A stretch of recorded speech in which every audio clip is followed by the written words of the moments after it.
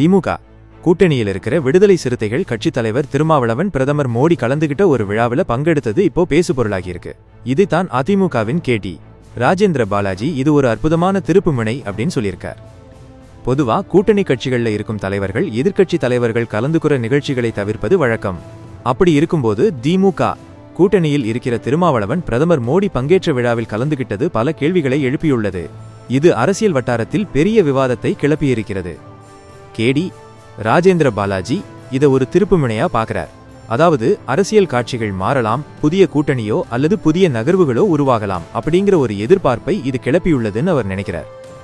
இதே பேட்டியில கேடி ராஜேந்திர பாலாஜி அதிமுக பாஜக கூட்டணி இன்னும் வலுவா இருக்கிறதுக்கு மோடியும் எடப்பாடி பழனிசாமியும் சந்திச்சுக்கிட்டதே எடுத்துக்காட்டு அப்படின்னு சொல்லியிருக்கார். இது மூலமா அதிமுகவும் பாஜகவும் இன்னும் நெருக்கமா இருக்காங்கன்னும் அவங்களோட கூட்டணி பலமா இருக்குன்னும் அவர் சொல்ல வர்றார். இதுக்கு முன்னாடியே அதிமுக கூட்டணியில விடுதலை சிறுத்தைகள் கட்சி இடம்பெறணும்னு எடப்பாடி பழனிசாமி திருமாவளவனுக்கு அழைப்பு விடுத்திருந்தார். அந்த அழைப்பு விடுத்ததுக்கு அப்புறம் இப்போ பிரதமர் மோடி கலந்துகிட்ட நிகழ்ச்சியில திருமாவளவன் பங்கெடுத்திருப்பது இந்த அரசியல் நகர்வுகளுக்கு மேலும் ஒரு முக்கியத்துவத்தை கொடுத்திருக்கு. இந்த நிகழ்வுகள் எல்லாம் தமிழ்நாட்டு அரசியல்ல என்னென்ன மாற்றங்களை ஏற்படுத்தும்னு பொறுத்திருந்துதான் பார்க்கணும். இது ஒரு சாதாரண நிகழ்வா இல்ல உண்மையிலேயே ஒரு பெரிய அரசியல் திருப்புமுனையாங்கிறது இனிவரும் நாட்கள்ல தான் தெரியும்.